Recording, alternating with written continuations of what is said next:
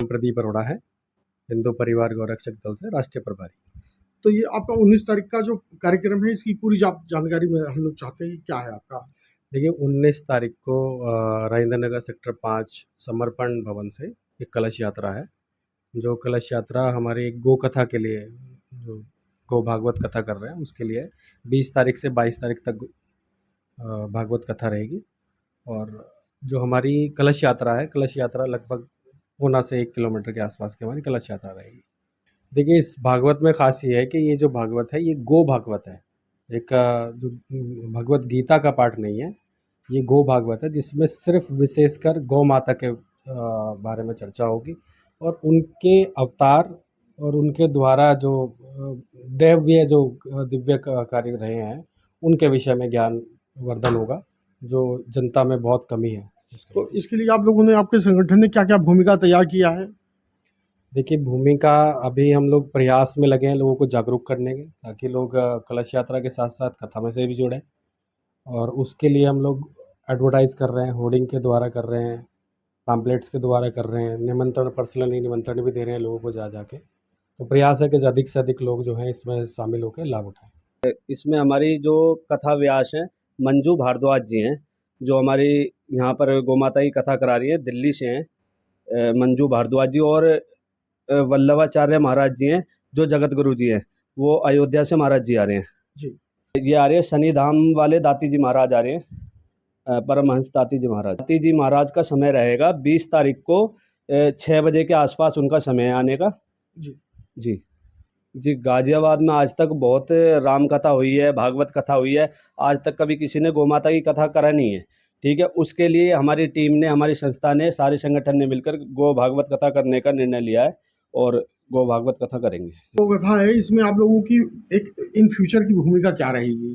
देखिए सबसे पहले मैं आपको बताना चाहूँगा कि हमारा जो गौ कथा का जो उद्देश्य है, हमारा उद्देश्य ये है कि हमें एक गौ माता के लिए जो निराश्रित गौवंश, जो घायल चोटिल जो रोड पर रहते हैं, उनके लिए एक एम्बुलेंस बनाने का हमारा जो उद्देश्य है। इस गौ कथा के माध्यम से हम लोगों को ज़्यादा से ज़्यादा इन्फ्लुएंस करेंगे और ज़्यादा से ज़्यादा लोगों को अपने साथ जोड़ेंगे और ज़्यादा से ज़्यादा लोगों के साथ हम कनेक्ट करेंगे कि लोग ज़्यादा से ज़्यादा संख्या में गौ माता के लिए जागरूक हों और एक एम्बुलेंस की व्यवस्था हो सके। अच्छा, एम्बुलेंस, मुझे लगता है गाजियाबाद में कोई एम्बुलेंस है भी नहीं, कोई संगठन की तरफ से एम्बुलेंस आ जाती है तो एक आपकी पहली पहल होगी। जी देखिए, मैं आपको बताना चाहूँगा कि एम्बुलेंस तो गाजियाबाद के अंदर है, नगर निगम की तरफ से चल रही है, पर उनका एक संगठन, जी बिल्कुल मैं बताना चाहूँगा कि उनका एक टाइम पीरियड है, उनका एक बाउंडेशन है। संगठन का कोई बाउंडेशन नहीं है। जो संगठन की तरफ से जो एम्बुलेंस होगी वो 24/7 चलेगी, कहीं पर भी जा सकती है, उसका कोई क्राइटेरिया नहीं है। अब नगर निगम की जो एम्बुलेंस है उनका क्राइटेरिया, उनका ब्लॉक बटे हुए हैं, उससे बाहर वो जा नहीं सकती। जो संगठन की एम्बुलेंस होगी वो कहीं पर भी जाने के लिए परिपूर्ण है, कहीं पर भी हो जा सकती है, कहीं की भी कंप्लेंट हम ला सकते हैं। इसी के साथ साथ हमने एक चिकित्सालय भी चलाया हुआ है, जो गौवंश को हम वहाँ से रेस्क्यू करेंगे, उसको अपने चिकित्सालय पर लाकर ट्रीटमेंट देंगे और उसको एक बेहतर ज़िंदगी देने का काम करेंगे। जी, आप जनता से कुछ अपील करना चाहते हैं? मेरी जनता से यही अपील है, आपके चैनल के माध्यम से जितने भी लोग हमें देख रहे हैं, सभी से हाथ जोड़ करके मेरी अपील है कि ज़्यादा से ज़्यादा संख्या में कलश यात्रा में सभी महिलाएं भाग लें। देखिए गर्मी, धूप, ये आना जाना है, ये सीजनल है, ये तो प्रकृति की देन है, पर इस धूप के कारण क्या हम अपनी गौ माता को छोड़ दें? क्या इस धूप के बचने के लिए हम कलश यात्रा को छोड़ दें? नहीं, सभी से हाथ जोड़ कर निवेदन है कि 2 से 1.5 घंटे का प्रोग्राम होगा, उसमें ज़्यादा से ज़्यादा भाग लें और गर्मी को भूल जाएं थोड़ी देर के लिए। यदि कहीं आप रमज़ान के समय में, ईद के समय में जब नमाज़ पढ़नी होती है तो लोग, जो दूसरे समुदाय के लोग हैं, वो रोड पर बैठ कर के नमाज़ पढ़ते हैं, वो धूप, गर्मी और बारिश कुछ नहीं देखते। तो हमें भी अपने धर्म के लिए कम से कम 2 घंटे तो निकालने चाहिए, इतनी अपील है मेरी सबसे। ये जो गौ कथा हो रही है, इतनी भीषण गर्मी है, लेकिन मैंने तभी पता लगा कि आप लोग बहुत जोर शोर से लगे हैं और काफ़ी संख्या में आप लोगों के साथ जो है पब्लिक का सहयोग मिल रहा है, पब्लिक के साथ आ रही है आपको, तो क्या उम्मीद है, कितनी संख्या रहेगी?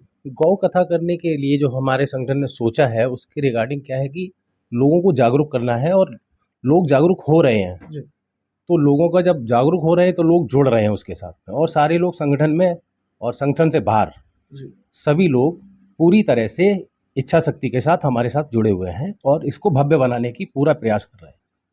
अच्छा, ये जो आपके यहाँ ये जो कथा हो रही है, इसमें आपने बताया कि मंजू भारद्वाज जी भी आ रही हैं, वो कथा व्यास हैं, उसके बाद अयोध्या से भी एक संत आ रहे हैं, उसके बाद दाती महाराज जी आ रहे हैं। एक कथा हो रही है और इस कथा में इतने बड़े संत आ रहे हैं, तो ये कैसी भूमिका बनी आपकी? भूमिका गौ माता की देन है, प्रचार है, कुछ पॉलिटिकल लोगों का इन्फ्लुएंस है और उनका सहयोग है। हमारे जो संरक्षक हैं नंद किशोर गुर्जर जी लौनी से, वो प्रेरणा स्रोत हैं। उनके आदेश से, उनके सम्मान में, उन लोगों के सम्मान को करने के लिए जो प्रेरणा करते हैं, लोगों से बात करते हैं और संगठन की हमेशा हेल्प करते हैं, तो उनका सहयोग है सबसे बड़ा। तो